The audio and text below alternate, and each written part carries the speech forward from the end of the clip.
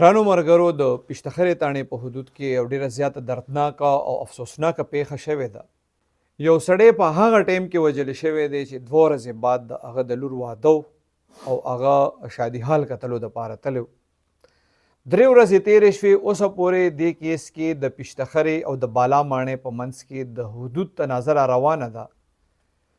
3 ورځې وشوې، انویسټیګیشن پکې لا شروع نه دی. کله چې د حدود تنازع حل شي نو بیا به په دې کې انویسټیګیشن کیږي.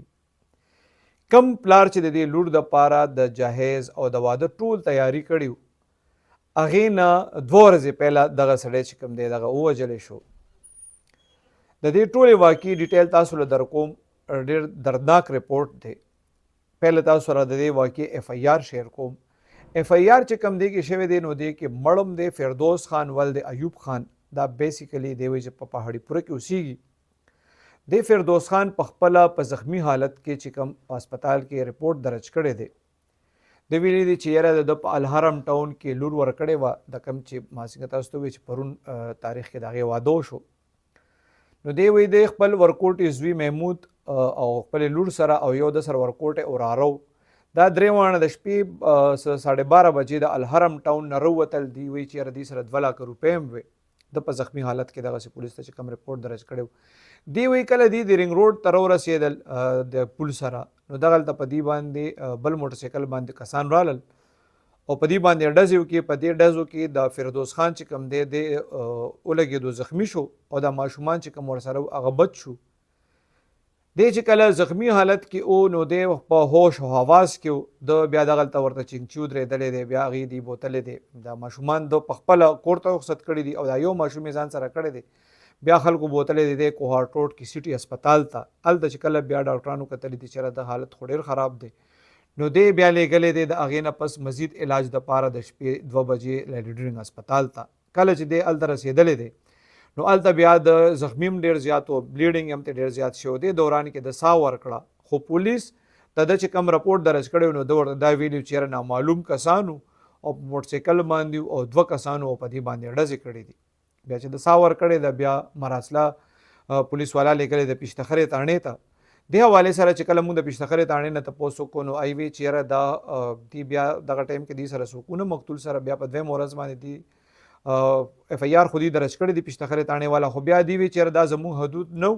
نو دغه حدود کتلو دپاره بیا دی ځان سره دغه ماشومان چې کوم دی مقتول سره په موقع باندې موجود وی بوتلی دي. نو د پشتخرې تاڼې پولیس وینا دا ده چې اوس هغې والا حدود وکتل نو دا د بالا ماڼۍ تاڼې ده ایریا ده، دا وقوه د هغې په ایریا کې شوې ده. نو د پشتخرې تاڼې پولیس وایي چې دا ایف آی آر به اوس ټرانسفر کیږي د بالا ماڼۍ تاڼې ته او د هغې نه پس به بیا په دې کې تفتیش شروع کیږي. څنګه چې ما تاسو ته وویل 3 ورځې تېرې شوې، اوسه پورې لا دا تعین نه دی شوی چې یاره دا د کمې تاڼې ایریا ده. پاتې شوه د فردوس خان خبره. د فردوس خان چې کوم زوم دی اجمل، هغه سره زما خبره وشوه. نو اجمل خان وایي چې او په دغه شپه باندې د شپې تک نن 3 شپې پهله د شپې 12:30 بجې د اسخر راغلی د شادي حال 2 لک روپۍ چې کوم دی هغه د ورکړي او هلته نه دی راووتل. بیا دې ته سار اطلاع ملو شوه چې فردوس خان خو وژلی شوی دی. فردوس خان باره کې څنګه ما تاسو ته وویل نو اجمل خان وایي چې یاره د دې خو مخکې نیټه یې اخیستې شوې وه د فردوس خان لور سره چې کوم واده نو دا نیټې مطابق د دې په 2 تاریخ باندې مطلب په 2 اګست باندې د دې بارات و، خو چونکې دا مړې پکې وشو نو دی وایي چې یاره بیا هغه بارات او هغه ولیمه هغسې ونه شوه او دی بس مطلب ځکه چې دواړو کورونو طرف ته خفګان جوړ شو چې د جینۍ کوم جینۍ واده و هغه په دې تمه وه چې د هغه به پلار به را لاس پې اچوي یا به لاس نه نیسي او په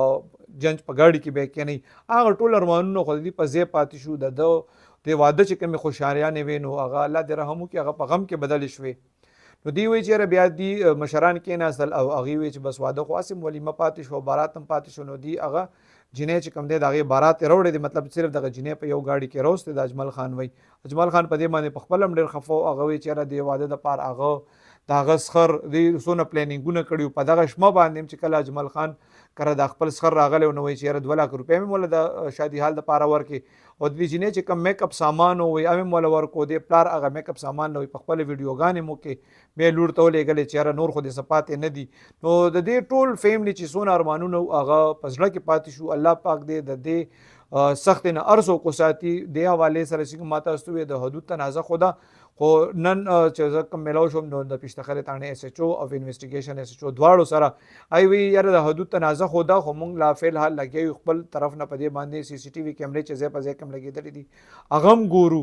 دی وی چې کله د پولیس سره کله زما نور خبرې شوې نو ای وی د ماشومانو بیان ورکړی دی چې کله دی د غرنګ روډ تر رسیدل موټرسایکل والا رالل په دې باندې چې کله ډزې وکړي نو دی وی د فردوس خان په هغه ټایم کې خو د پوزیشن ټیکو د دې بچو له څه بچو له د 2 لک روپۍ او تماچه ورکړي دی او په خپل هغې په چنچي کې کینوډي چې تاسو کور ته ځئ نو پولیس چې کله وی د اس ایچ او د خولې خبره ده چې کله د ماشومان دغه 2 لک روپۍ واغشتې او د تماچه پلار یو ماشوم سره هسپتال ته لاړو دی چې کور د تل نو په لاره کې دی بیا پولیسو درولې دي هغې نه هم چېرته په لاره کې کم پولیس تماچه اغشتې ده د هغې هم لا پته نه لګېدلې چې دغه پولیس څوک و چې د ماشومان ځکه هغې ویلي دي چې یاره واړه ماشومان دي او نیمه شپه ده او تماچه ورسره دی ورته ټوله قصه کړې د ماشومانو خو بیا هم پولیس خو یقین نشو کولی داسې نو تماچه هغې سره د پولیس وي د هغې باره کې معلومات کېږي او د ملزمانو باره کې معلومات کېږي خو سره دست د پیشتخرې تانې پولیس چې کوم دي ای د نامعلوم کسانو خلاف اف آی آر درج کړی دی څنګه چې تاسو ته مو وی دا ډېره زیات خفغان خبره ده الله پاک د مونږ ټول خلک د داسې موقع نه وساتي د پولیس وینا دا ده چې فردوس خان کوم دی هغه طرف باندې پولیس ګوري تفتیش کوي چې د روزګار باره کې دی وی چې د کبابو کړی لګولو څه وخت پهله دی جیل تم تللی 15 کاله وی د جیل کې تیر کړی نو پولیس وی په دې ټولو خطوط باندې تفتیش روان دی او پولیس ډیر پر امید دی ای وی چې کله د حدود تنازع حل شي بیا په دې کې مزید انویسټیګیشن کیږي او ای وی چې ډیر زر بای ملزمانو ته ورسي